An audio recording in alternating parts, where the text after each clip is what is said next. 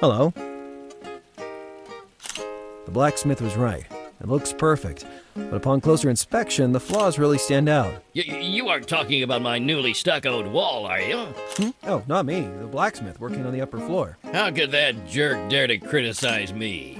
You know what I say in return? I'm all ears. That beard that he proudly parades around is dyed. Just a meager counterfeit.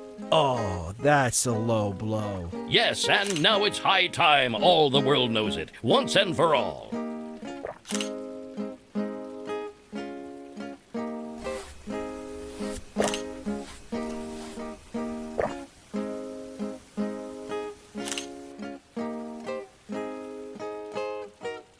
There we are. I hope this will teach him to shut that big mouth. It's a real piece of art, in my humble opinion. You even helped improve the neighborhood. I think the blacksmith would really like that little masterpiece.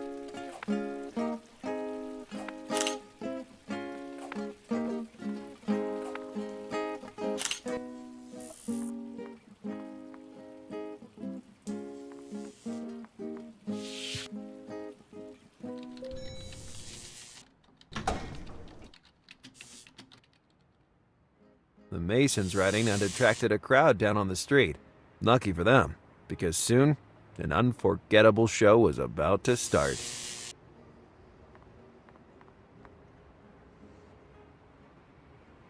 The writing of the Mason had attracted a crowd down on the street.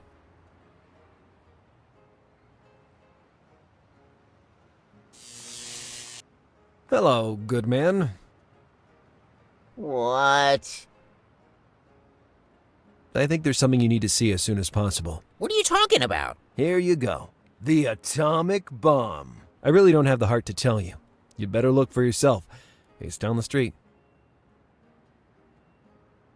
The whole world fell silent. The birds stopped singing. Everything stood still. Holy Mother! This beard is sacred. A Shaolin monk taught me to groom it while I was at a spiritual retreat. Since then, I've looked after it every day of my life, like a perfect bonsai. That writing on the ground says the exact opposite. This offense will be repaid in blood.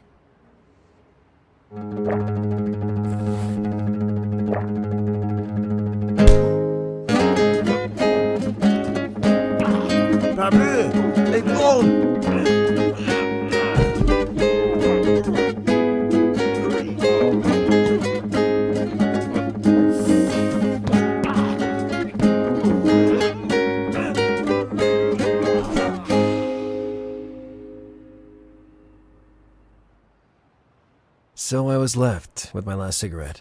The one for emergency only. Yeah, emergency. Yet I'd find myself lighting that same cigarette only a few hours later.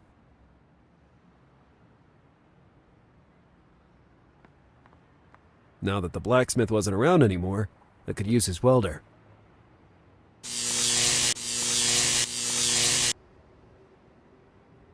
Now the magnet wouldn't fall off the tube so easily.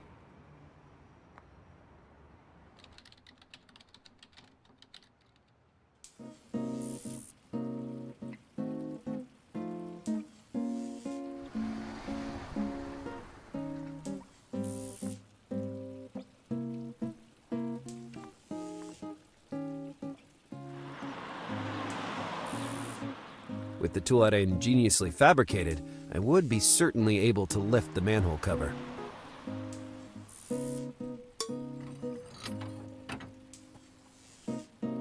You already found a new job, I see. Actually,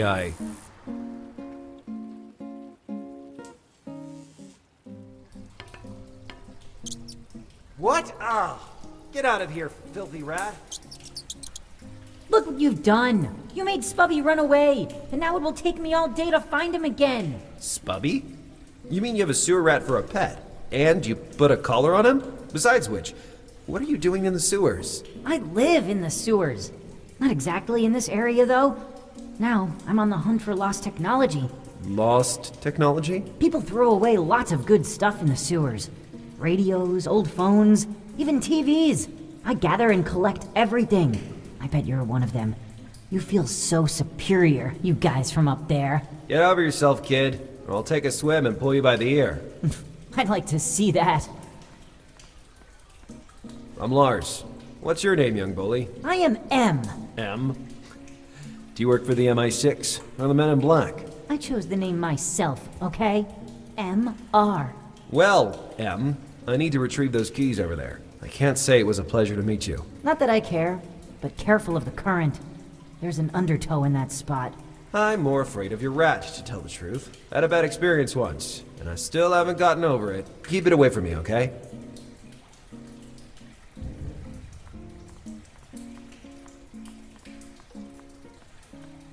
I wasn't sure I could reach it by jumping. I could have tried, but it would have been risky. Very risky. Don't do it! Are you crazy? Ah, geez, screaming at me at such a precarious moment. I could fall in the water and drown. Or even worse, I could have gotten my coat dirty.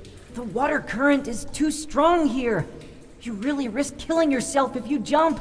I agree. I know a good suggestion when I hear one. I thought again about the planks I saw on the HPD balcony, but I couldn't go around dragging boards with me. Besides, I didn't know how to drop one through the manhole. Too many problems. I'd have to think of another way.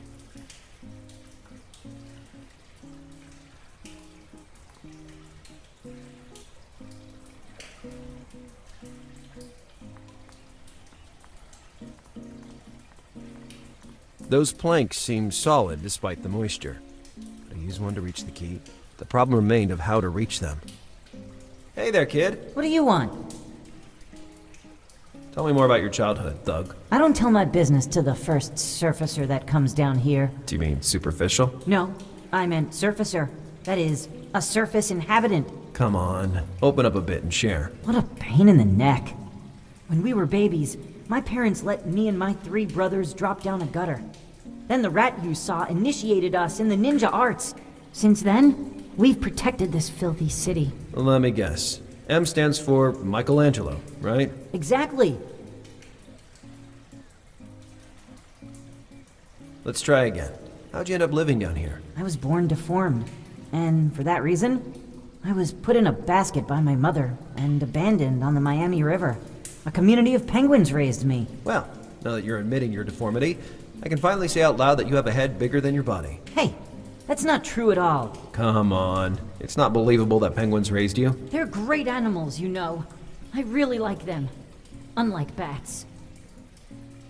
For the last time, tell me the truth about your past. To protect me from my father, a big guy with asthma who always wore black, I was raised by my uncles. The only bond I have with my parents is a scar on my forehead, inflicted as a newborn during a terrible struggle in which my mother was killed. This time you got it a little mixed up. Have you got a twin sister, perhaps? I'm not sure. I just know that my best friend stole the only girl around. There you go. There was a common element in the kid's tales, being abandoned after he was born. Listen, Rascal, I need a little contribution in terms of physical effort. Take this metal tube and use it to pull down one of those boards. This is child labor. But I intend to reward you properly. Then it's moonlighting. Come on. Do you want a deal or not? It depends. What are you offering? Well, I don't know. Wouldn't money alone be enough? To use it, I'd have to leave the sewers. And I really don't want that. Find something that I might like, and we'll talk about it. Little opportunist.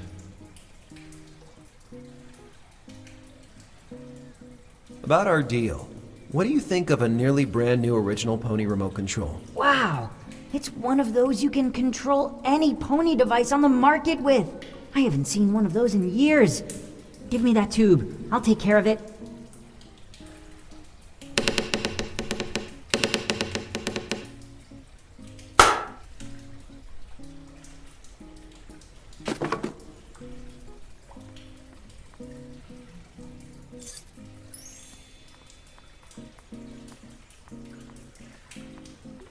Good job, young scoundrel.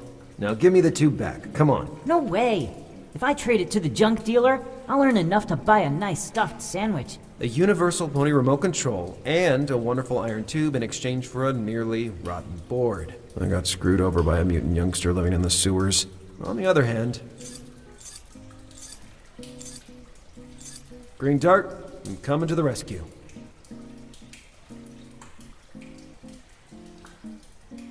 No matter how hard I tried, I couldn't see a good reason to do that.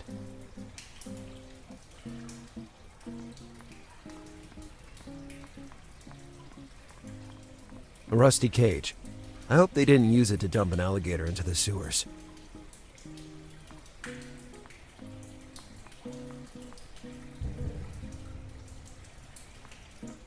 Back there, it was a real maze of alleys. I'd get lost.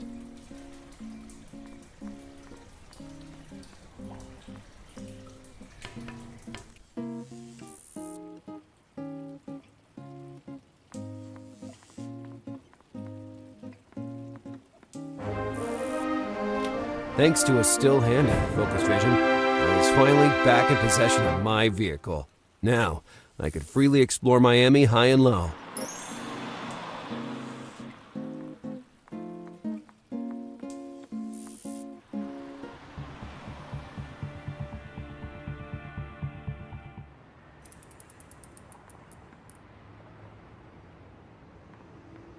That bad guy's face was haunting me.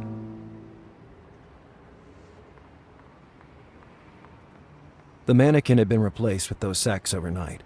If one day I had to prove my story, it only would seem like the ravings of a madman. Then I noticed a metallic glitter among the sacks. Adrenaline flooding my body, my hand anxiously moved to reveal an empty tin can with lace tied to it. Burton repeatedly told me to wait a second whenever I was pumped full of adrenaline.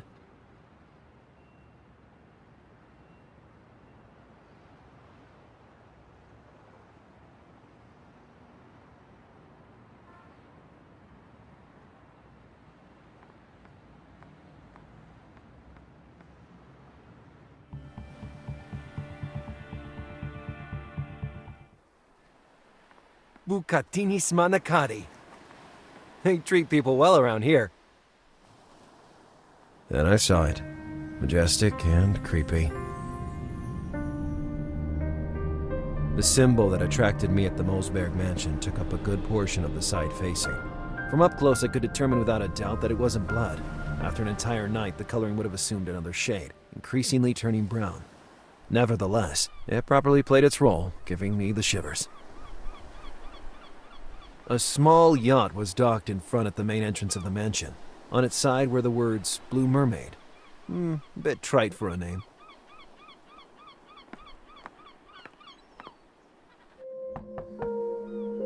Come in! Buenos dias, señor. Do you need anything? My name is Lazarus Bundy. I'm an investigator employed by the HPD. La policía? They say the investigations were interrupted for today. The inspector changed his mind and decided to send me. Modestly, the best agent in the department.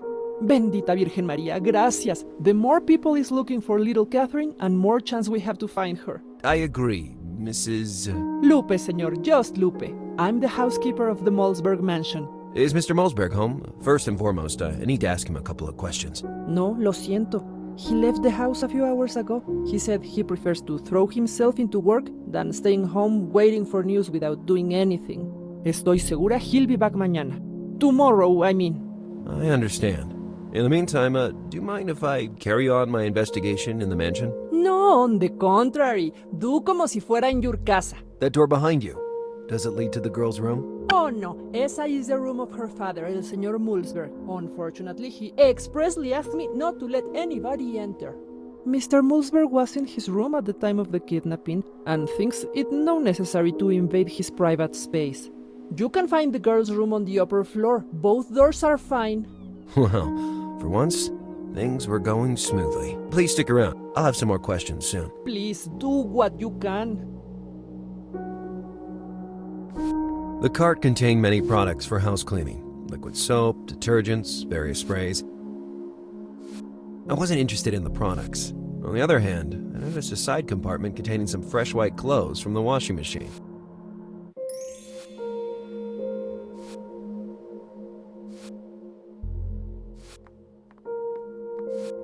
It seemed more comfortable than my bed.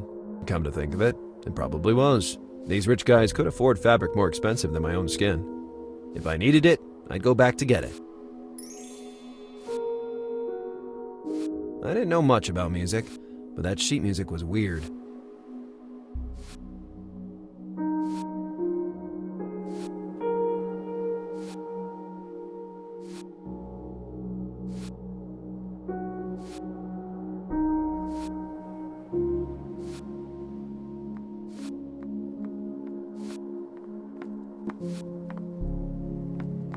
So that was the entrance to Catherine Molsberg's room.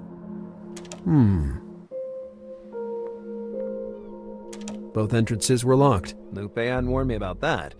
But within me, to my core, I knew that something like this would happen.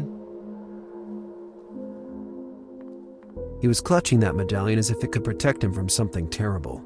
I didn't want to read the plaque entirely, but he was related to Molsberg. He was clutching that medallion as I didn't want to read. A guy with a mean face and a diabolical goatee. I didn't want to read the plaque entirely, but he was related. A guy with a mean face. I didn't want to read. What a big face. Aw. I didn't want to read the plaque. What a big. I didn't want to read. When I was a kid, I always dreamed of wearing one of those shiny suits of armor to parade around the city. Ah, who am I kidding? I still dream of it.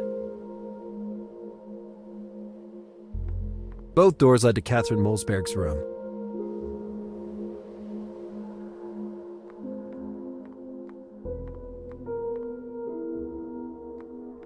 It seemed authentic. The Molsbergs even had a coat of arms.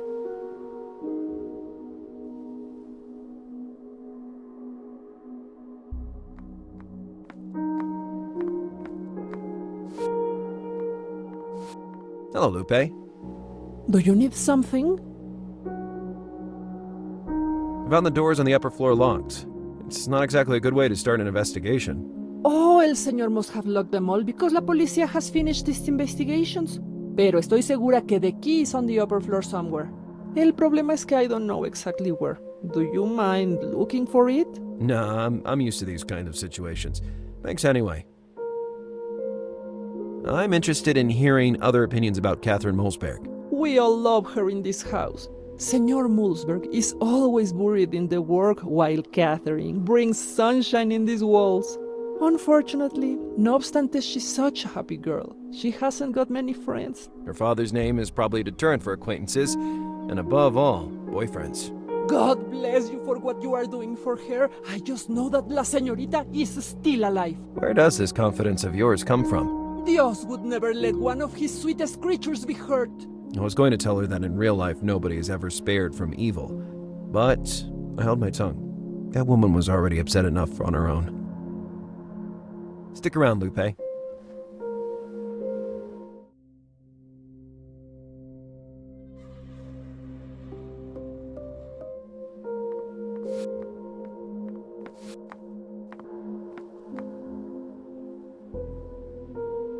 Both doors led to Catherine Molsberg. At the moment, I still hadn't found the key.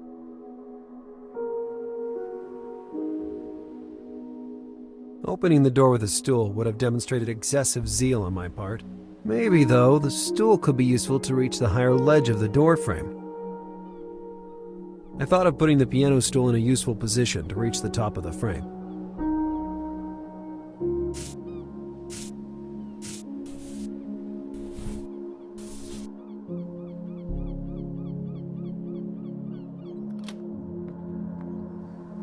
I unlocked both entrances to the room and finally prepared to start my investigation. I only needed a quick glance to realize that something inside that room wasn't as it should be. Not even a minimum sign of struggle. No item out of place. None of the typical evidence usually found at a kidnapping scene. The bed was even made. I was sure that Eric Molsberg hadn't had the room fixed up after the alleged crime. Alright, let's try to understand what happened in here. I scanned through the volumes displayed in the little bookcase. Greek history, ecology, botany, astronomy. My God, how shameful. There was no comics section. Strange. The bed wasn't disturbed, and yet Catherine had been kidnapped overnight. The room as a whole reflected the shy personality of someone barely beyond her childhood years. That poster was curiously out of place. It exuded repressed fury and bloodshed. An inner conflict?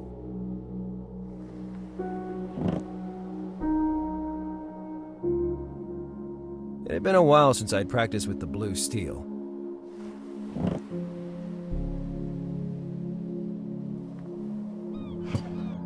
The drawer contained only a few sheets of paper with nothing interesting on them, and a fiberglass bowl containing some little numbers, like the ones used to play bingo. I didn't want to move them. They might be hiding a clue. There were a bunch of numbers: 11, 23, 8, 52, 72, 36, 61. They had to mean something. Notes, scribbles. There was no hint or clue on those pages. It was stuck, and so in all probability unused.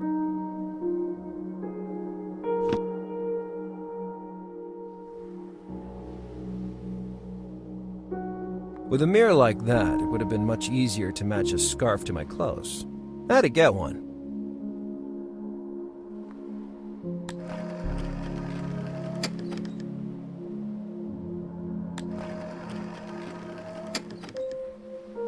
The room as a whole reflected the shut, exuded repressed.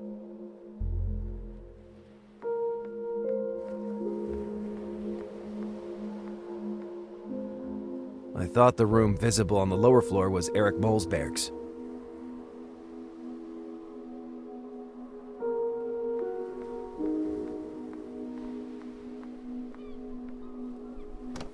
The jewelry box contained exactly what I expected. Jewels. Surely they weren't trinkets. That the girl was filthy rich wasn't exactly news.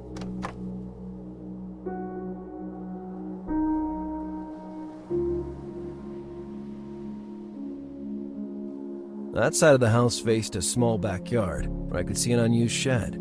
Directly below the window was a trash can. If the girl decided to get rid of something compromising, all she had to do was throw it in the garbage. I decided to check.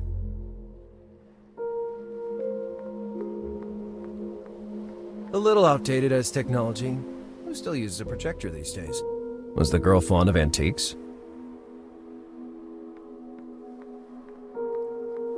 The bathtub was monumental. Tiny and intricately detailed tiles surrounded the external ceramic. Even the water closet was high class. I've always suffered from a strange phobia. Strangers' bathrooms terrify me.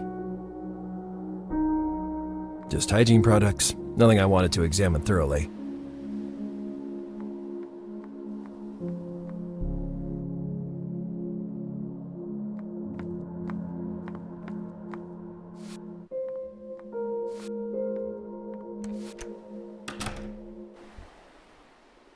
It was time to act.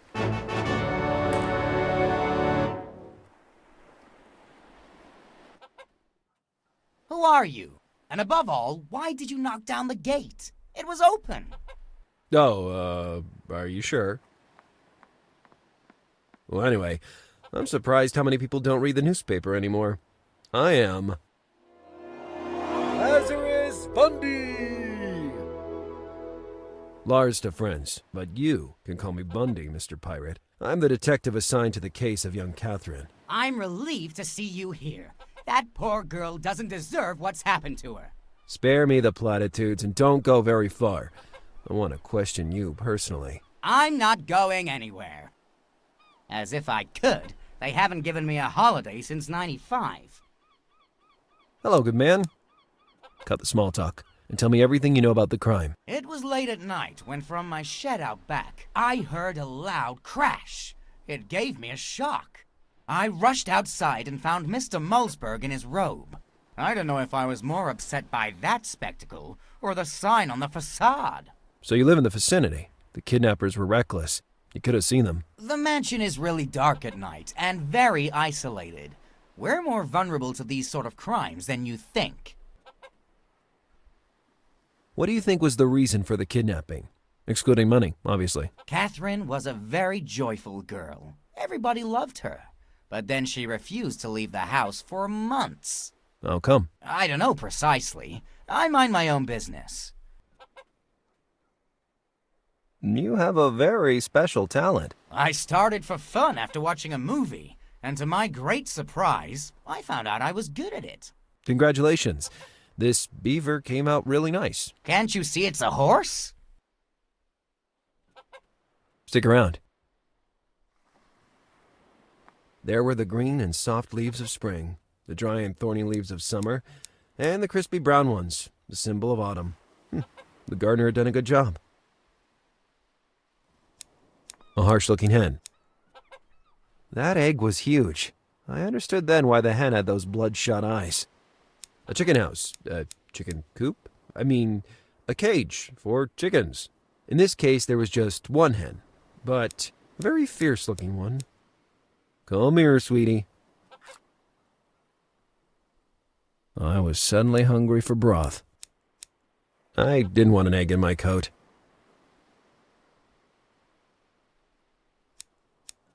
The sight could have fooled me, but surely not the smell. That was rosemary.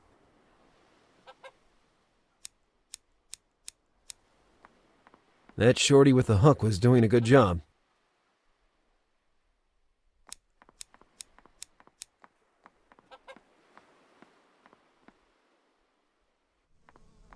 The back of the house revealed a separate floor. Clearly, the back area was reserved for the servants, and they kept it hidden from sight. The dog bowl displayed the name Bridget, and yet a quick look was enough to make me realize the terrible oversight. It was clearly a male specimen. At least they didn't force you to wear a polka dot skirt, my friend. Here, Bridget. Come here, sweetie. Something in the look of that dog told me it didn't want to play. If my assumptions were right, maybe I would find something useful in the middle. At first glance, I didn't see anything unusual. Then, from the filthy depths of that abyss, something emerged. As my friend Frank would say, bingo. Literally, had I worked this hard just to recover a bingo card? Yet, my intuition urged me to persist with that bingo card. They contained grain and animal feed. I was fond of that feed. It tasted like ham. Buzzing, threatening, potentially lethal. Another one of the gardener's creations. That flamingo was really well done.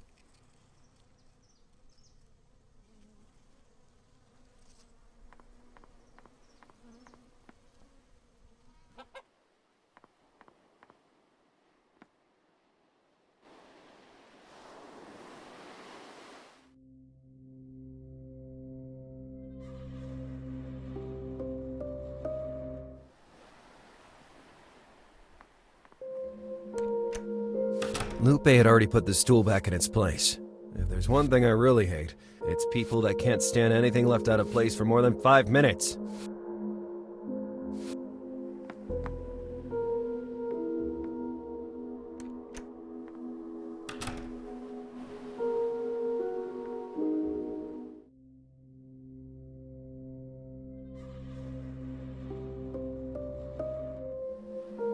Some of those numbers reminded me of something.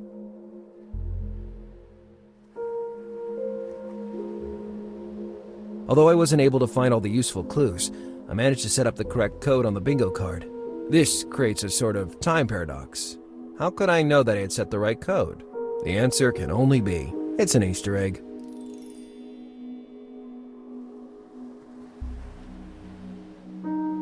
I was sure I'd solved the code hidden in that card.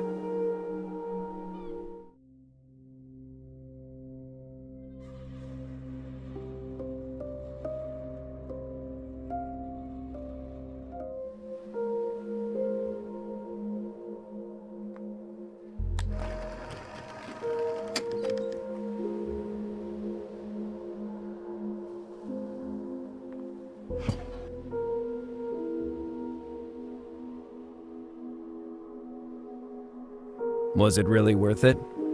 There were a bunch of numbers. 11, 23, 8, 52, 72, 36, 61. They had to mean something.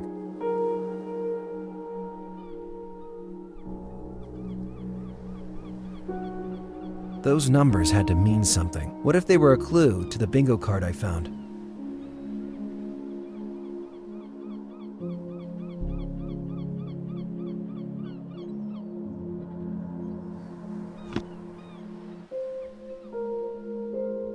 Some of those numbers are...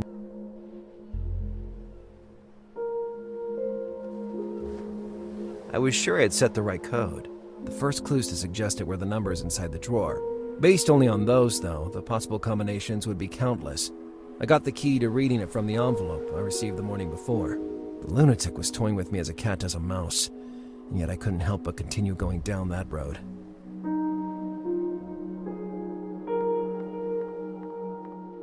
The card was the right size to be inserted into the projector, almost as if it was specifically created for it. I felt like an old man hearing the final number called, the victorious one. I had done it. The peculiar angle of the holes directed the beam of light toward 3 specific points on the bookcase, highlighting 3 syllables: Bal, Sa, Mo. Balsamo, Italian for balm. Why did Catherine leave a clue in Italian? No, I was confused. All that work just served to lead me to a hygiene product?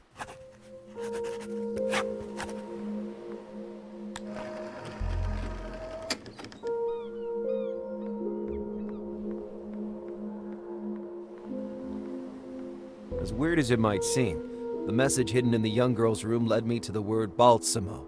It's Italian for balm.